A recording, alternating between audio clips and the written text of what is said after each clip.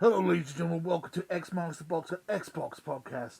My name is Potato Voice, and I am with my spooky friend, Alice. I didn't come up with a name for you. Spooky.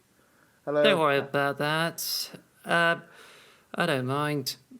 Alice is fine, really. But I Well, think I think I'm just pretty much like a bit messed up. But apart from that, I'm just oh, all right. sorry to hear that. So this is our Spooktacular. Ooh, spooky. I don't know what else to say. We're just going to talk about our favourite spooky slash horror games later on in the show. I don't know if do I sound really muffled because I'm wearing a mask. I don't know. We will No, you're see. just doing all right. Cool, cool. If you were listening just to the audio podcast, I got my Jason Voorhees mask on, and I made a specialist theme for the special episode. This is our Spooktacular. Blah. Today I'm going to suck your blood. So, even though it Yeah. is a spooktacular, let's start the episode how we always start our episodes. What have you been playing? Uh, Ooh. that's a good question. I think I've just been playing a game of well, I think I was just living on my own, so I don't have much to chase up on. But anyway, I did play a little bit of Halo Infinite this morning. See if I can go for the Scarlet Hunter Red Visor. Spooky. Ooh, nice. I mean, Halloween is on Monday, and then it refreshes. But I think you had to get one less hour to do the challenges because of a daylight savings time. Oh, alright, okay. Oh, yeah. But That's a good point. I never but apart thought from of that, I've been playing a bit more Celeste, and that's what I've been doing. So I've been just using assisted mode, and I mean like playing a bit of those things. that. Assisted mode on Celeste is so broken sometimes that you can literally just cheat your way for the whole game if you wanted to. Unlimited Yeah, jumps and stuff. I've done that in the past. yeah. So yeah, that's right. But anyway, so I didn't really remember anything else. I played a little bit of Plague Tale, but Yeah. I've only got out of like the first chapter, but then I have yet to do a bit more, so I'm afraid I just Yeah. haven't gotten far into this game. You? Yeah, that's all I've been playing. Well, I've been playing Plague Tale and Persona 5. Plague Tale has been a lot of fun. I'm far into it now, about 5 chapters in. Um, it's taking my mask off slightly. There we go. It's slightly creepy, but it's I wouldn't say it's a horror game, but it has horror elements to it. It's pretty creepy. Um, Hugo and Alicia on their adventure. I don't want to spoil it for you because you said you played it, so maybe we'll do a spoiler cast in a couple of weeks if when we both finished it. But it's a I lot think of the couple of the fun. weeks better, really. Yeah, we'll see how it goes. I'm enjoying it a lot. Um, One of my games of the year, probably the best game on Game Pass, I would say, this year probably. Also, so I've also been playing Persona 5 Royale. Um, I've been playing it on my. I got I've got like an Android tablet, so when I'm in my office, I've been playing Persona 5 through my Android tablet.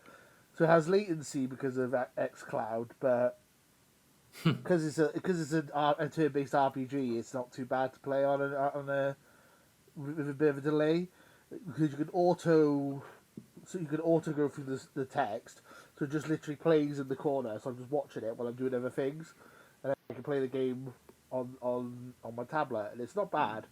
So latency is a bit of a problem for most games, but it's not like it's a first person shooter or anything. It's a turn based RPG, so it's nice and slow. I think So I'm I'm be enjoying it. looking at the Android tablet because Yeah. it's because I mainly use my iPad, which I've been using it a lot in the past. But then I just ended up like using it for drawing only. And the one thing it lacks is that you cannot stream on the Xbox apart. It goes straight from your console. So I think if there's any benefit for the Android tablet, it would be for the streaming of any Xbox game, especially from the internet. I mean, that would be very useful.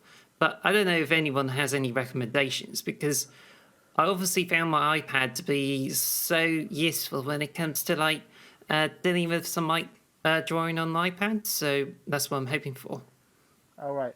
No, I see. That's literally the reason I bought the Android tablet is so I had a tablet I could play Xbox games on. Because they were like, "Oh, we'll never bring it to Apple," and then as soon as I bought the tablet, it's like, "Oh, we found a way to get it on Apple." Like, oh, damn! But it's native to the Android, so yeah, that's the reason I bought it. It's about £100. I got it off Amazon. You can get decent Android tablets for quite cheap now for about £100. Yeah, I bought the Android tablet in the past, but I just couldn't get it to work now because I just put Yeah. some like different operating system on it, and I tried to get the Linux on it, but I just think neither of those things seems to work. But my tablet works, but it's just a bit of a limbo really when it comes to operating systems.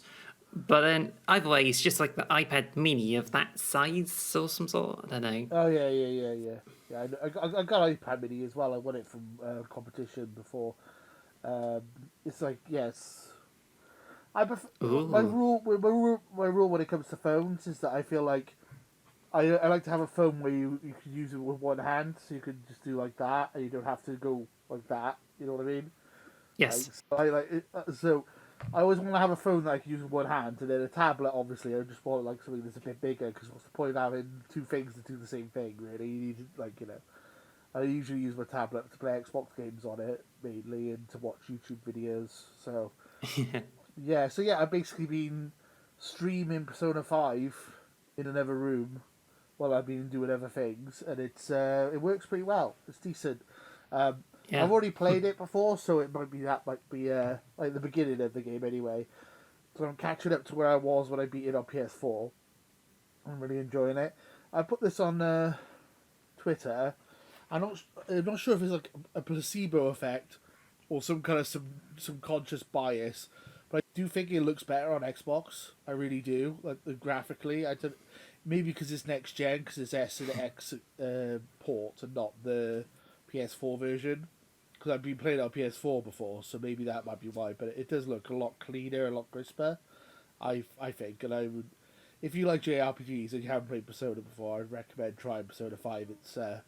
It's fun. It's just like a Japanese anime in video Are you game getting a form. little bit? Are you getting a little bit hot under your mask? A little bit. That's why I just took it off for about 2 seconds. I've got Oh the wow. masters for the podcast, and it's worn it for like what 8 minutes. I'm gonna put it back in a minute. It's kind of a good set. Yep. So that's all we've really been playing. There's not much news this week. The first bit of news is the Bayonetta 3 voice actress, Helena. Basically, she lied to us, and I feel like a fool, to be honest. I fell for a hook, line, and sinker. I'm always pro worker, pro like union, pro like get everyone should be paid fairly for their work, and everyone should be treated fairly, and all this stuff. So I was like, oh yeah, definitely, I'm gonna support this, and then turns out she was lying about how much she was offered to be paid to play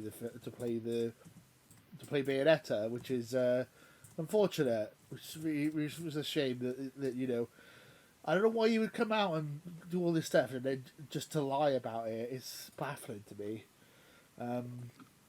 I would You think she? say I just think like it wasn't that clear to begin with. Like, Yeah, of course, I did fell for her story first, and I thought, not worth getting Bayonetta 2. yeah, But I mean, 3. three.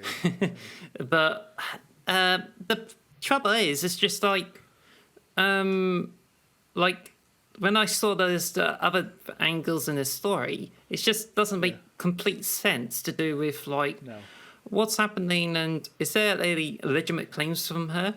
And it's just for this reason that she didn't really handle the truth there that has been given out from other resources, and turns out she was literally like not straight out lying, but she's just been twisting the truth so she can yeah, garner sympathy for people to boycott Bayonetta 3, and of course to like donate money to the charity. And I just feel this is just like trying to manipulate people to like not spend on platinum games and not go for Bayonetta 3. Yeah.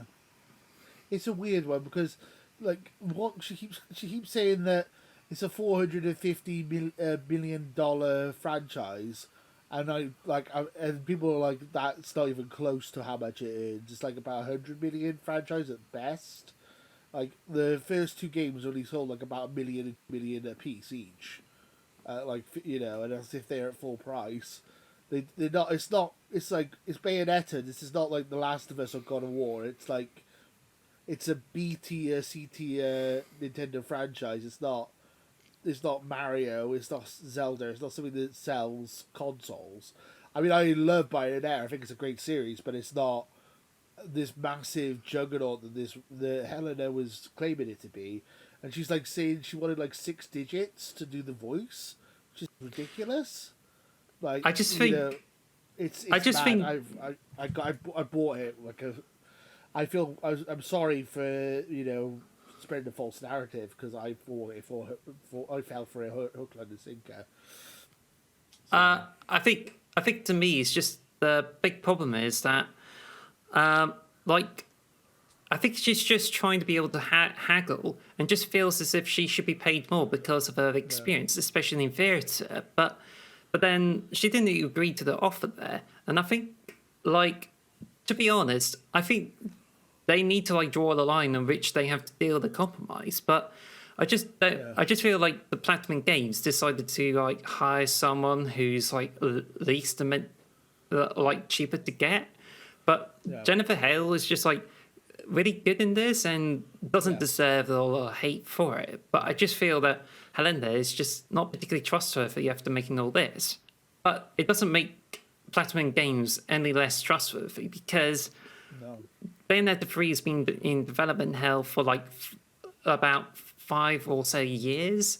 And yep, it just like the Babylon's Fall failing and even not making the right kind of decisions. And it just makes me think as if Platinum Games are not really managing quite well. So I'm not willing to take sides of any of them. And to be honest, yeah, I just don't really trust both of them too. no, So, but it still stands that if I was to get Bayonetta 3, I would rather wait for it to be discounted after a few months. that's But at right. the moment, it's been quite received. So, yeah. Yeah, and I mean, there was obviously the rumor a couple of months back that Xbox would be buying Platinum, so that would be interesting if that ended up happening. Um, Well, Scalebound was used to be as Xbox exclusive, but then it got yeah, cancelled. yeah, it's because I can't remember his name now. Kemier, I think his name is the producer of Platinum. Basically, they're desperate to be bought by some kind of Western studio. They want to be financially stable now because, as you said, Babylon's Fallen wasn't very successful in some of their other games. So, like Microsoft was seemed like the prime candidate for them to be purchased because Microsoft want to get a Japanese studio. So, we might still see that, but I don't think it's going to happen until at least the Activision stuff's done. It's not going to get done before then, honestly.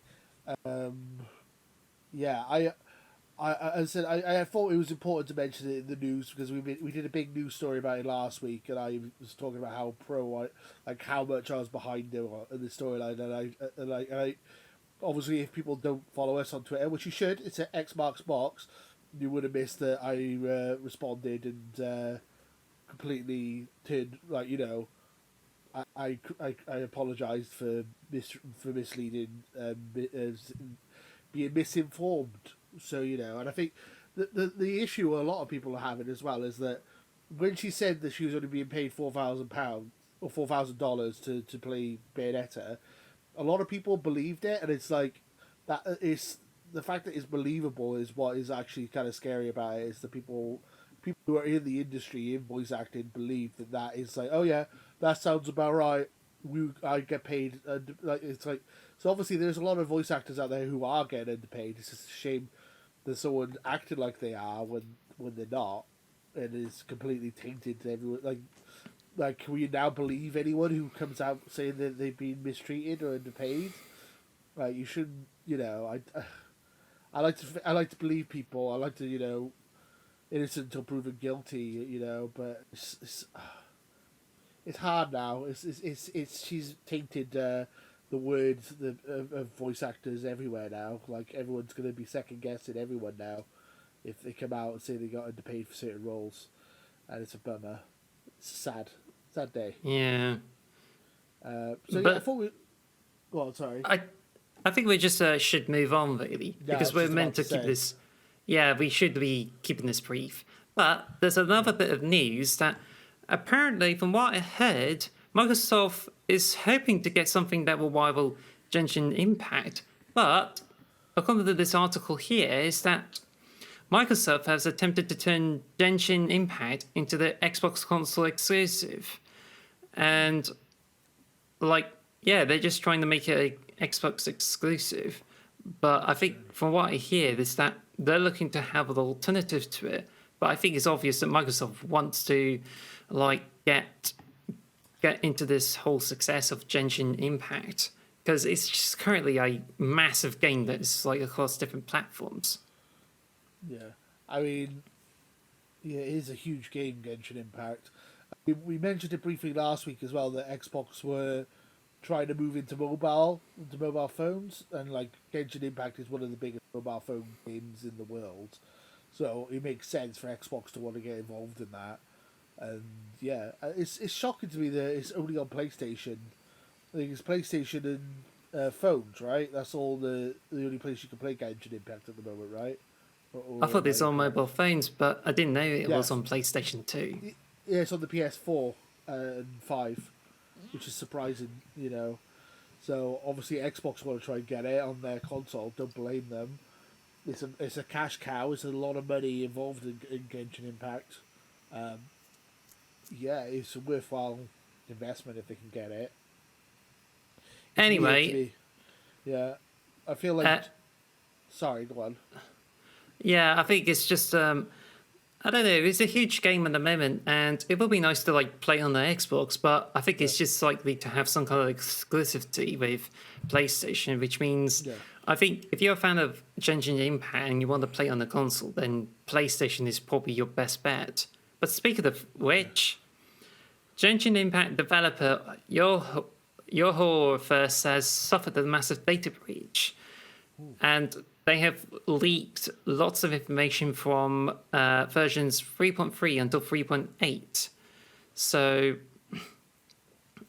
Yoho first has issued a DMCA on the post that contains information of the data breach.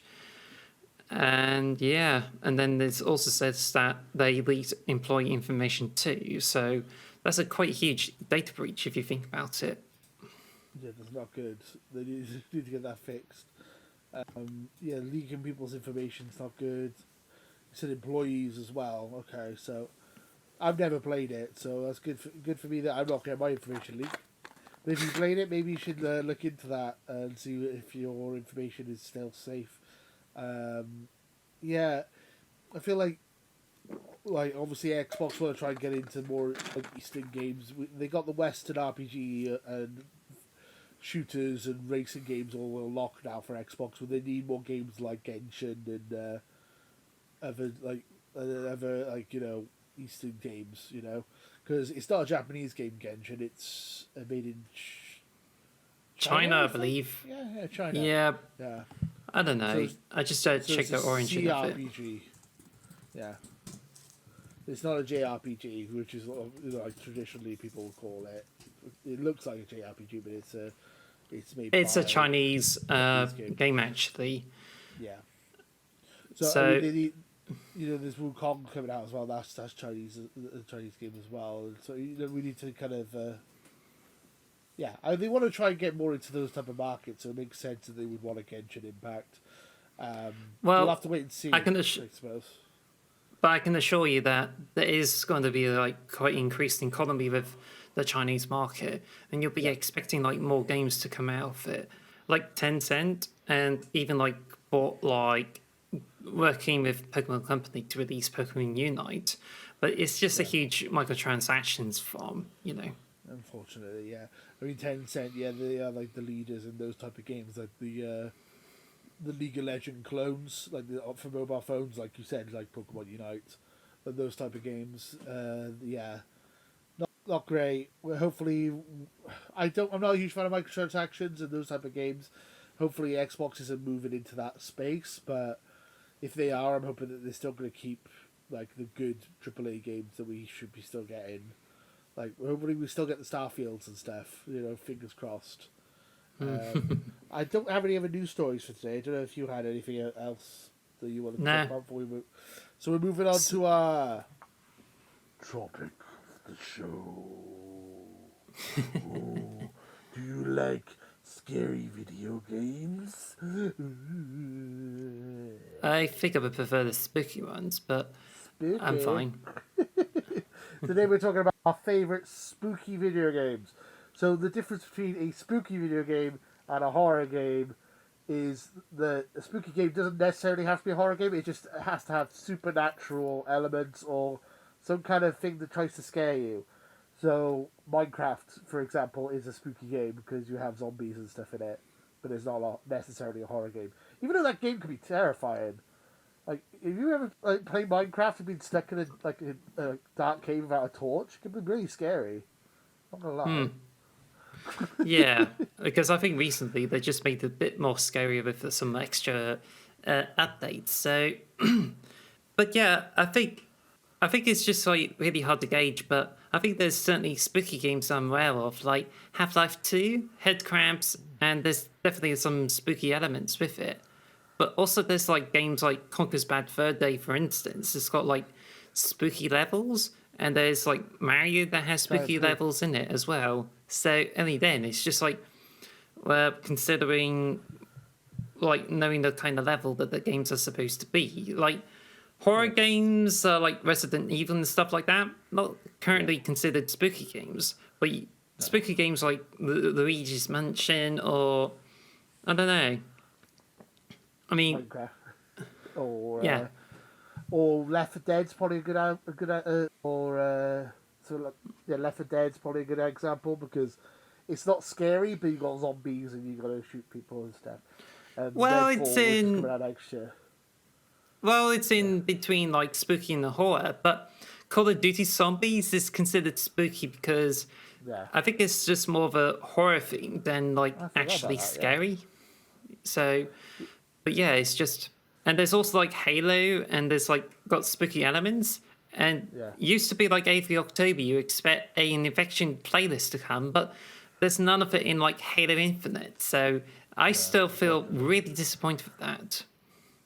Yeah, so on speaking of Halo, on the Xbox Box Twitter, I put up a poll that was, "What is the scariest moment from a non-horror Xbox exclusive game?" So they're not horror games, but they've got scary parts.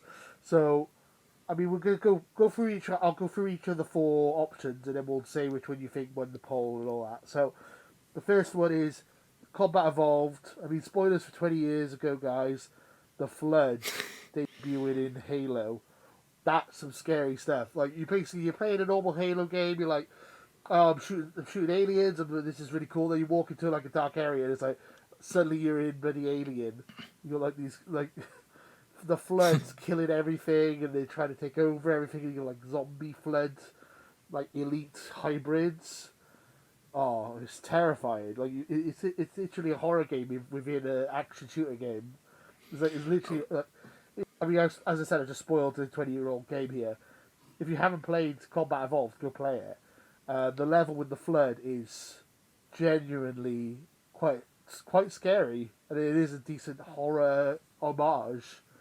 And I would love to see more Flood stuff. Like, I would love to see a Flood spin-off game. That would be so good. So good.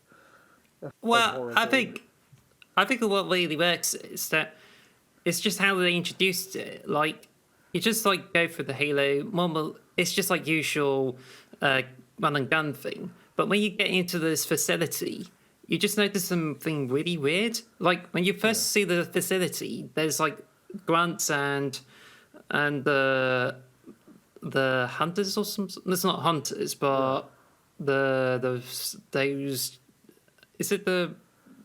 I don't know. I just don't remember the Jackals. yeah, jackals.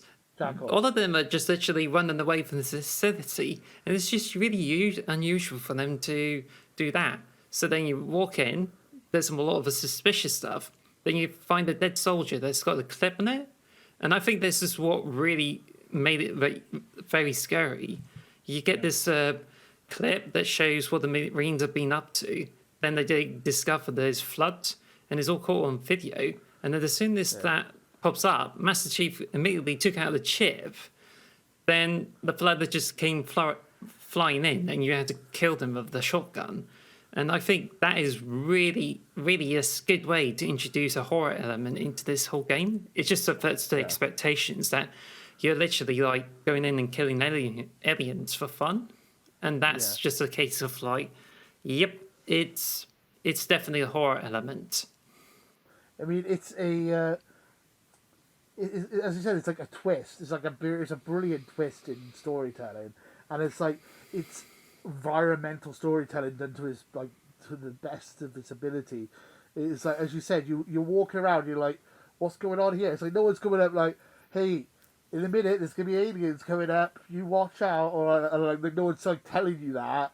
It's like you literally walk around, as you said, you see grunts and jackals running away from something, and you're like, what the hell are they running away from? What's going on? And then you go in there and there's like dead jackals and like blue blood from like the aliens all splattered everywhere. You're like, what the hell's going on? It's just like it's just such a good twist. It's like it's a fantastic twist, and why Halo is one of the best gaming franchises ever, one of my favorites, and why I'm an Xbox fan. And if you haven't played it, what are you doing? Listening to an Xbox podcast if you haven't played Halo Combat Evolved? Like, come on now. That's the first option of our poll. Oop, my mask is stuck. I'm stuck in the mask.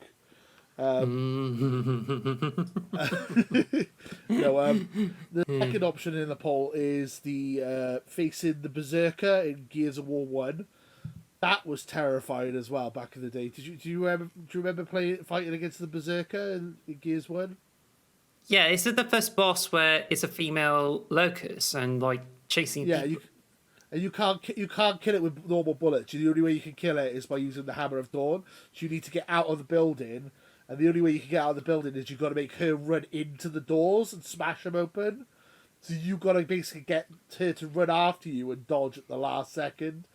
It was terrifying when I was playing it for the first time, like growing up. I was absolutely like terrified back in the day. Now I've played it more recently. I'm like, oh, okay, I can do this quite easily now. I get the pattern and the movement and that. But I just think it's a bit.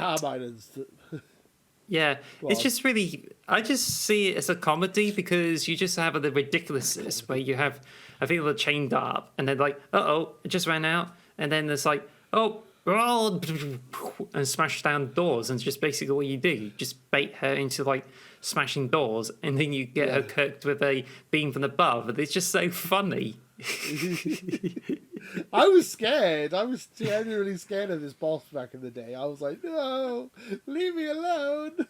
But is there any other parts of Gears of War that are like scarier than that? Yeah, there probably is, but that's the one that springs to mind to me. I like maybe there's areas where if you go into the darkness, you get attacked by bats and killed instantly, which is kind of similar to like Plague Tale now I think about it. It's like there's lots of massive bosses and stuff. So I thought that one was good because you like there's literally nothing you can do apart from like run away, and she can't see you. All she can do is hear you. So you just got to be quite quiet and like try not to, make a sound and all that. I thought it was quite tense and scary. Reminds me a bit of the clickers in The Last of Us as well, a bit like that. They're kind of creepy as well in their own way. I just think like Gears of 5, in my opinion, has more scary elements, but that's without checking like Gears of War 2, 4. But I think there's definitely like body horror elements in it, and I think there's some. There is, yeah. Yeah, I don't really have to like mention a lot of this stuff in case of spoilers, but I think there is like a lot of frightening stuff. but not only is just like really scary at first, but it gives you like long-term scares that you just feel like that it just that like intrudes your thoughts of how this just being really actually true in this whole world, and it's just not helped. Yeah. The third option in our poll is I called it Minecraft the First Night is what I called it. So I mean, like Really? the first night. Well, yeah, it is the first time. If you play Minecraft for the first time and you're playing it hardcore, not like creative, trying to survive the first night in Minecraft was terrifying, or was very challenging at least. You know, like you didn't know about zombies and all that. So it's like you dig a hole straight down and just put a block over your head and wait for it to come daytime or whatever, or like you try and build a house really fast. It Bitch, is. you should have checked out the deep dark right in the caves. There's a new Yeah. update comes out, the wild update. There's a deep dark, and it's like really dark, but you just have to go around, make sure you don't disturb the shriekers. But when you activate 4 shriekers, then it's just like your screen pulsates, so it gets dark and gets light, and then the warden comes up. That you just cannot get rid of the warden anyway. You just like it's very hard to get away with the warden, and he even like shoots supersonic things, and this can actually make you lose your stuff, and you can even die even wearing netherite armor. I think this is like a much scarier experience if you think about it, but I don't know how people feel about it. Which is better, the deep dark experience or the first night? Probably let us know in the comments, I think. I mean, yeah. Let's do it in the comments what you think scarier. I thought the first night of Minecraft would be scary because obviously you don't know what you're doing, especially if you played it on your own for the first time and it's like, oh, there's zombies. Ah. Well, you know. I think there's ways to make that scarier. That Oh yeah, one, hardcore modes if you maybe.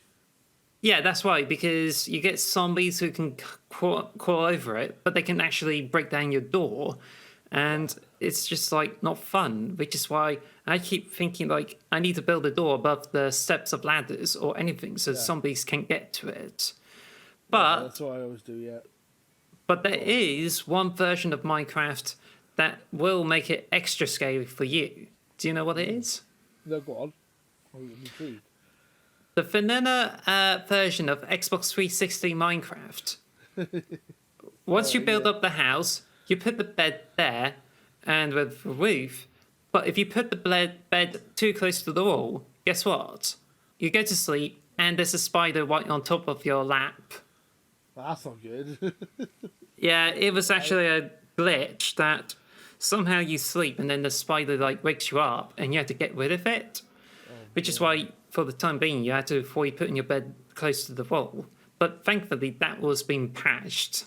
I don't know if you remember that time, but I certainly remembered that. it. I played the 360 one so much. I got all the achievements on it and everything, but I don't remember that. I must have just missed out on that one.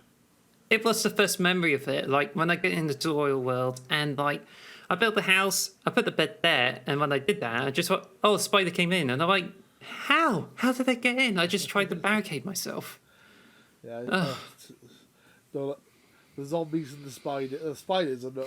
Yeah, spiders to this day still freak me out. I'm not a huge fan of spiders. Speaking of which, the final option in the poll was the grounded brood mother, the big spider in Grounded that I haven't made it to yet, so I shouldn't really be talking much about it. But still, big spider, big scary spider that takes up like the whole screen. And if you have arachnophobia mode, you can turn it into a blob. But if you don't have arachnophobia mode on, you will be scared. It is terrifying.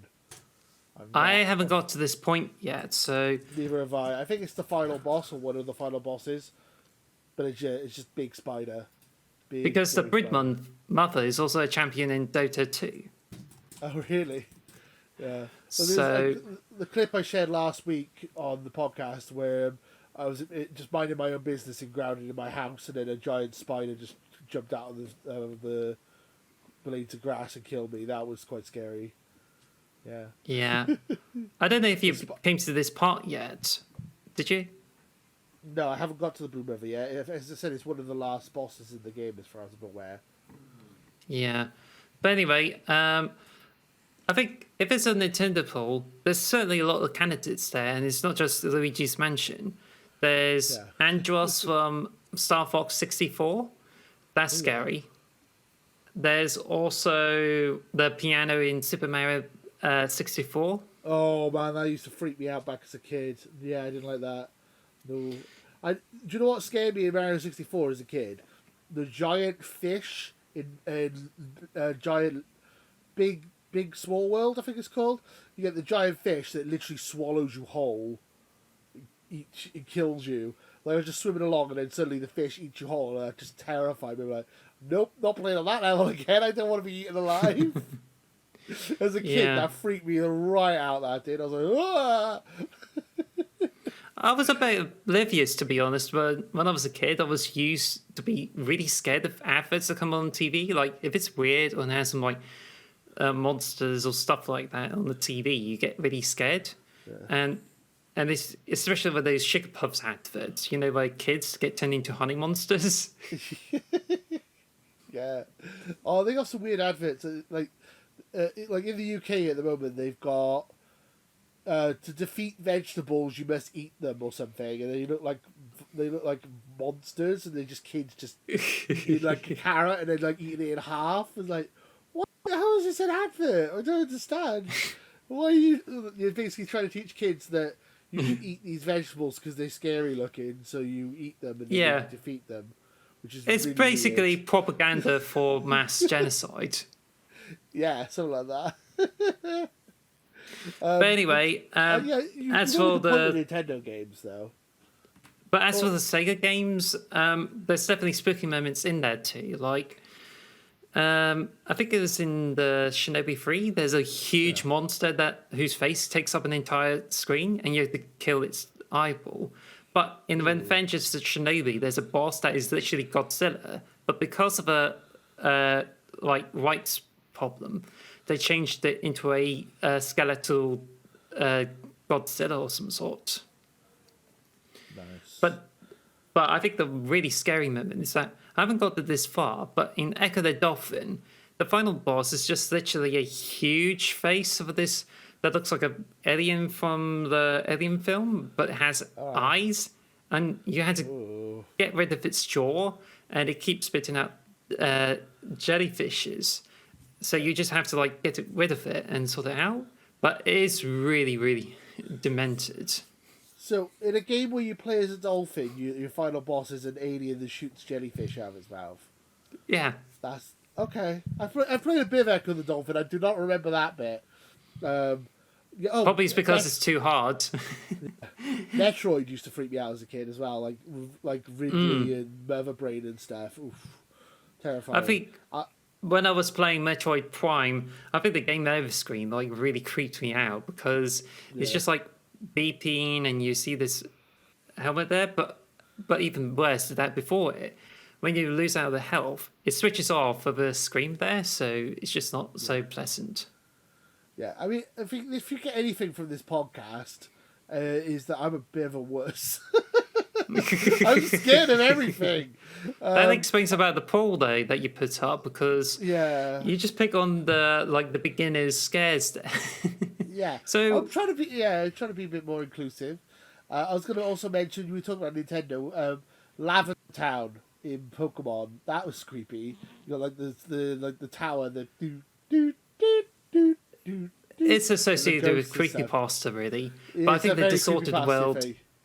But the distorted world in Pokemon Platinum is much worse. But I do like the world there, and the music is like more morbid.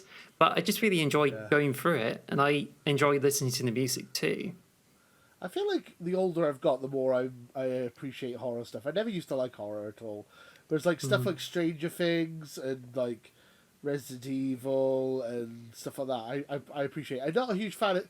There's still like the films you see on TV, like Smile and all that. And I'm like, nah, I'm not gonna watch that. Or like there's some horror films I'm like, nah. But I do appreciate them a bit more now. Like The Shining and stuff. I appreciate that for what it is. I like watching horror movies, but I just don't really like ones that's like filled with jump scares because you just like predict there's one coming up and then you had to cover your senses there. And I think that's where it doesn't work. But if it's just somehow invade your thoughts, then it's bad. Which is why I've been like watching Enchantation from Netflix in the past weekend. All right. Oh yeah, Watched yeah. the hidden camera thing. Just watched it, and it was really haunting. It's alright, but then there's like a bunch of jump scares that are like makes you cover your senses. But I think it's really horrifying is that you have this like really cursed thing, and you just like has video footage of this whole thing, and it just like gets you feel as if you're getting involved with it. And there's a trick on the screen that if you like repeat the words and stuff like that, apparently it just gets you cursed because of like if you were to chant those things on the screen, it just tricks you into doing that, and then they tell you that you get cursed because you're sharing the curse with someone. Okay. Yeah, like as I said, I'm not really into my horror stuff. I think I've said this before on the podcast, but when it comes to jump scares, I have like a thing I always say is that jump scares ain't scary; they're just annoying. Yes. That's I like if someone in real life when it came up to her and went bleh, like that and tried to startle me, I would punch him in the face. I wouldn't be like, "Oh, I'm so scared." I would be like, "Go away, you weirdo! What are you trying to startle me for?" Like that's my opinion on jump scares. I don't like jump scares. Startling me is annoying. It's just I find it annoying. I don't enjoy it. So why would I go out of my way to be startled all the time? And I that's still what remember annoys me about you. horror films. I still remember you saying that, and yeah, it just perfectly sums up about jump scares. But anyway, before we move on, did you mention the results from the polls? Yeah. So the overall winner with 57% by a landslide was Halo. The level of the flood is iconic. It is one of the greatest horror levels in a non-horror video game, I think, ever of all time. If you want to say like a game that's got amazing horror that's not a horror game, that's the level right there. Halo Combat Evolved, The Flood. I think it's called The Flood. I'll have to look up the name of the level in a minute. But So was it followed by? second place was Gears of War: The Berserker. That's 19%. 14% said Minecraft. 10% said Grounded. But I think Grounded the Broodmother is probably actually a really scary thing, but no one's got that far yet. I think that's We should work together to get. We should work together to get rid of that Broodmother. Yeah, it's definitely. That should be our goal over the next few weeks to get that done. Yeah, that's the result of the poll. Thank you guys for voting on that. If you want to be involved in future polls for the podcast, again, I've mentioned this a couple of times in the podcast already. X marks box on Twitter. That is our official Twitter account where we put polls up and ask questions to the viewers and stuff. I also put my point of views on there, which I probably shouldn't, so I'll try and be a bit more careful with that. So yeah, I got a couple of more things to talk about because basically the topic of the show is Halloween. It's Spooktober. It's spooky season. It is the spooky episode. So we just mentioned our favourite spooky games, which obviously we said not necessarily horror games. But we're just gonna say, what is your favourite horror game of all? If you have a favourite horror game. Well, first of all, I would say that the favourite spooky game is Splatterhouse because I don't know if you heard of this game. You have. Yeah, it's just heard of it. Yeah, it's good. Because you have this masked protagonist who's the first game makes it look like Jason from the films, but now it's just got the mask changed into like the skull with the teeth there. I have the Splatterhouse. But yeah, you convinced me by having a bat there. Do you have a bat? I don't. If I had a bat, I would grab one. It will protect you from Freddy Krueger. I assume you mean a baseball bat, not like a bat as in like. Yeah, but anyway, Splatterhouse is like the protagonist goes into the haunted mansion, but you realise it's filled with a lot of abominations, and that includes ones from. It looks like the things you see from the Thing. It's like really like deformed, and it just like you just basically back them and do those things. but then it subverts into like dealing with like evil spirits and ghosts, and it's like, wow, that really just really works. Also, I find the Mega Drive games to be like superior, but I think there was a reboot of it in like 2010, but it Yeah. wasn't well received, and yeah. Fair enough. Fair. I would say my favorite spooky game is Elden Ring or Bloodborne or like a Souls type games. They're kind of Bloodborne, Elden Ring, that type of stuff. But you know, they're not horror games, but they kind of are. They're very creepy, which is good. I think Bloodborne is more horror than Elden Ring, but I feel like Elden Ring's a better game, so it's it's weirding it up. If we're going on, so I was going to say our favorite actual horror games now. So my favorite actual horror game would be Resident Evil 4, which a level people don't agree with. I think Resident Evil 4 is the perfect horror game. Ooh, doesn't take itself too seriously. It's camp in parts and it's over the top, but it's still kind of scary and it's still like the tank controls of the original games. It's like it fixes them, so it has decent controls. It's a cool setting. And it's quite scary, and it's Resident Evil 4. I feel like five's too much action. The originals are too clunky and slow, whereas this is like the right level and mixture in the middle, and it's got stuff like "What you buying? I got some good things on sale, stranger." Like it's got like camp stuff like The Merchant, which I absolutely adore. Resident Evil 4 is my favourite. People hate like the PS We Trust guys. They love Resident Evil, and when I said Resident Evil 4 was my favourite, they got really mad. And my friend Dean /Smashfree, he's obsessed with Resident Evil as well. None of them say I'm the only one who says Resident Evil 4 is the best one, and that's like the popular option. That's like I think most people would say that. So I would I guess say I'm in the popular crowd with that one. I would say the Resident Evil 4 is like really brilliant. And I think It that is. people are crazy for speaking against it because it's the one game I've actually completed. And I think it's just like, it gets things right. And it works best if you play on the Nintendo Wii because of the controls. Oh yeah, the Wii controls like But it just I feels a bit closer to Devil May Cry. Apart, there's like a lot of like disgusting things on it. And it's like, okay. But I think the first Resident Evil's got like much scarier stuff.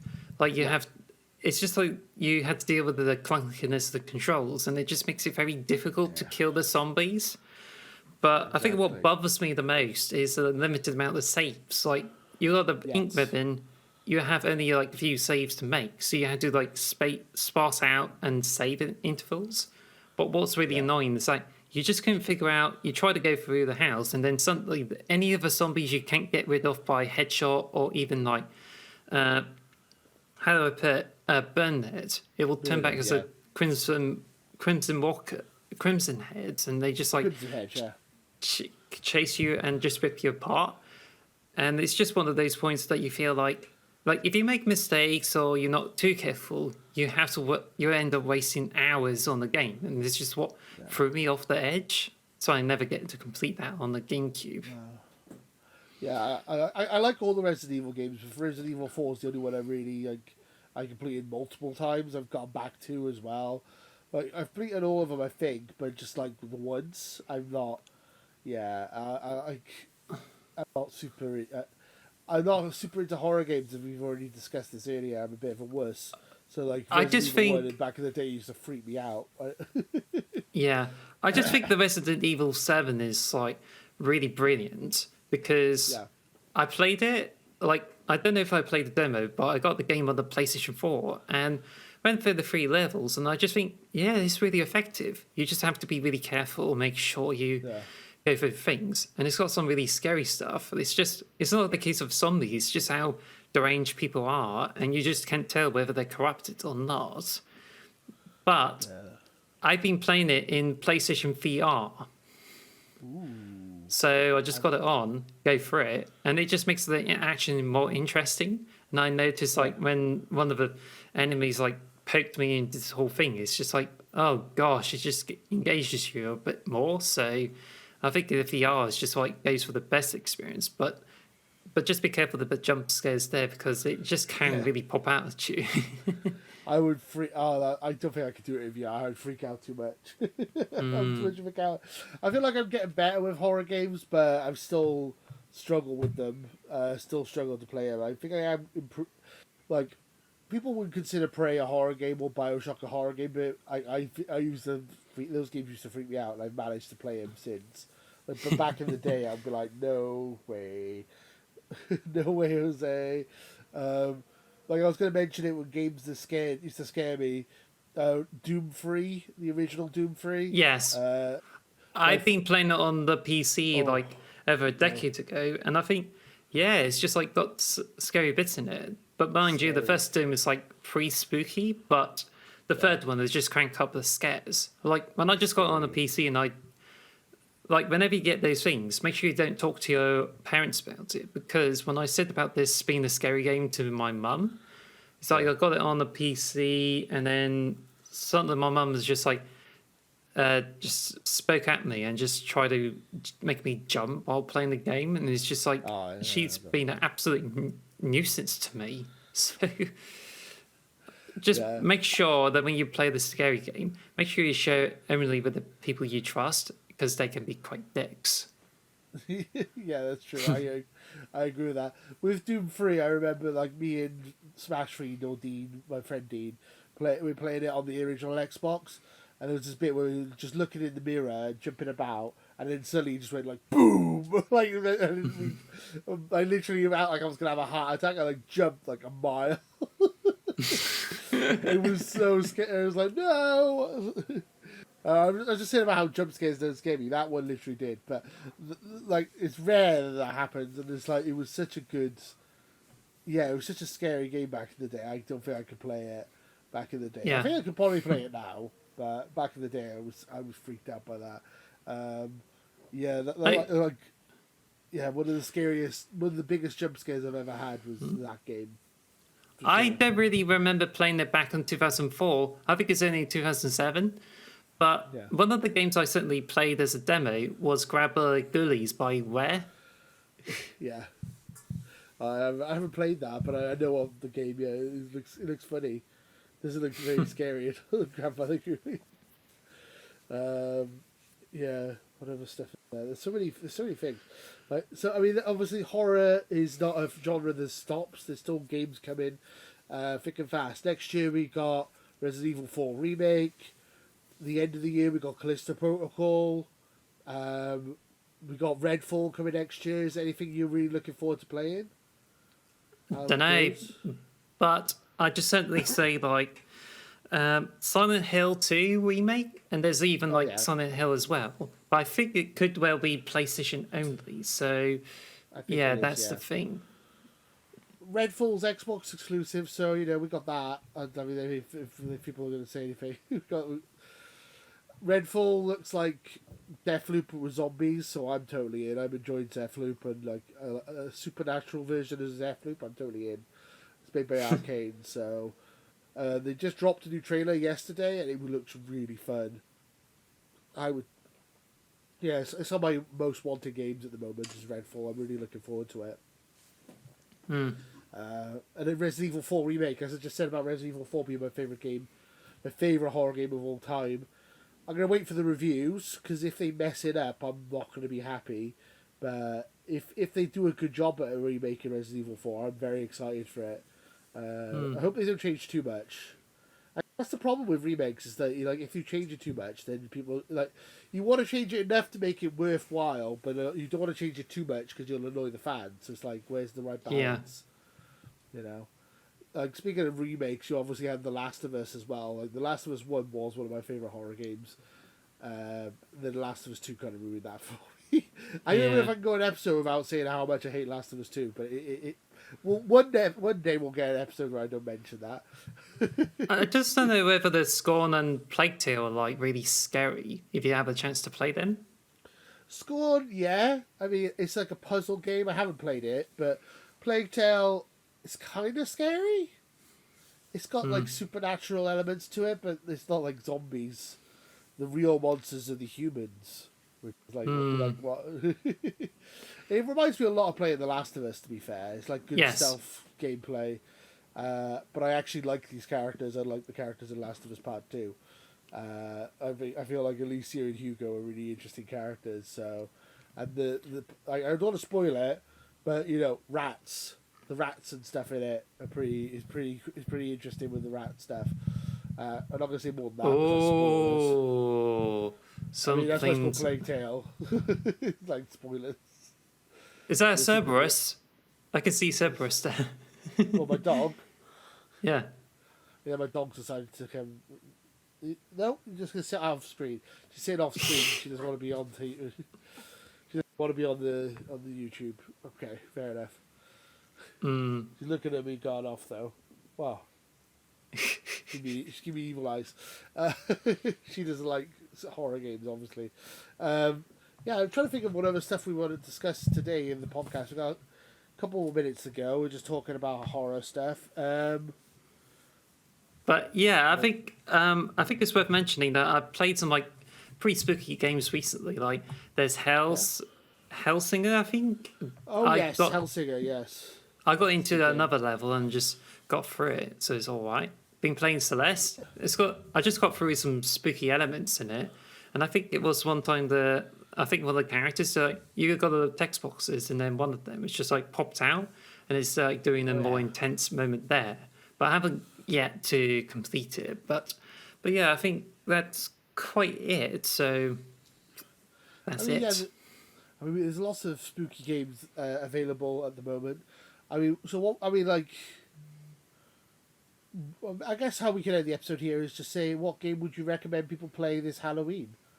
Like the tradition of Halloween over here, like because we're not Americans, we're British, so our tradition, the American tradition is to go around trick or treating and knocking on people's doors and stuff. The British tradition is turn all the lights off, hide in the background, and hope that no one eggs your house. Well, That's our British it's tradition. it's not British, but it's Celtic. It's based on like the New Year, if the Celtic festival, and I think it was like that. I don't know. It just comes from the Celt stuff. It's just like being picked up by America and just turns it into a different kind of event. But I just still enjoy Halloween as a holiday. Yeah, I'm not a super fan of the trick or treating stuff, but yeah, spooky stuff is interesting. So I think for this Halloween, I'm probably gonna try and finish Plague Tale, maybe play Resident Evil 2 because I bought the remake of Resident Evil 2, and I got a little bit into it, but I never finished it. I got about an hour or 2 hours into it, so that might be what I'm gonna be playing this Halloween. I think. I think how I will about be you? like, I think I will be doing a little bit of drawing and watch movies because I'm not interested into a lot of games to the extent that I would check them out. But I've been certainly like to read and write scary stories, and I think they would probably be quite nice too. But So what scary movie would you be you think you're gonna be watching this Halloween? Ooh. I don't know because I don't have Disney Plus in the moment, so I can't watch like Werewolf at Night. But I don't know because I'm really lacking to find anything new unless I have to watch a classic again. So it's gonna be a bit stale. But I just don't really trust all of them because you don't know which one of them is like nothing but jump scares or whether it's the one that is like true. terribly written. And it's just like you have to like do a bit of trial and error before you pop into one that you genuinely like. I do find the thing to be really good that apart from one or two jump scares, it's just like it's really good horror. And I think The Shining's really scary because of one of the characters losing control, and I think that is really good. The Shining, yeah. Yes. Or I might end up watching some Simpsons Treehouse of Horrors. They're always good fun. The Shining boy. You mean The Shining? Like, don't want to get sued. I love Simpsons. Yeah, classic Simpsons. Yeah, I mean, horror. Halloween is up and coming. I hope you guys are gonna have a happy Halloween. Before we go, you were interested to know like which franchise does it deserve a horror spin-off? Oh yeah, I did mention that earlier. Yeah, Because you said about the Werewolf at Night, and this is actually part of the MCU as a Halloween special. So I just wonder, like, which franchise do you think it will have a horror spin-off? Well, I feel like I think I said this earlier, but I feel like they should make a Halo game that involves the flood.